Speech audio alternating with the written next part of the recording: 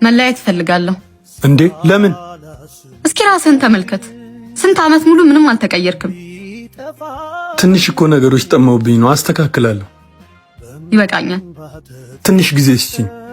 ዛሬም ስንት ዓመት ጠበቅኩ። በቃ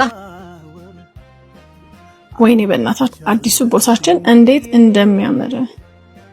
ከየት አገኘሽው ደግሞ? ፌስቡክ ላይ ይው በእናት። አረረ በቃ እኛን የሚያይን የለማ። አምር ሹፊው እስኪ በእናት ስራ ይዣለሁ። እንቺው እንዴ ቤኒ ምን ውበቱ ነው? ቤኒ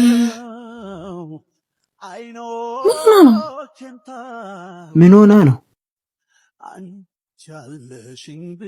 ቤኒ በስነ ስርዓት አቅፈ ሰላም አትለኝም?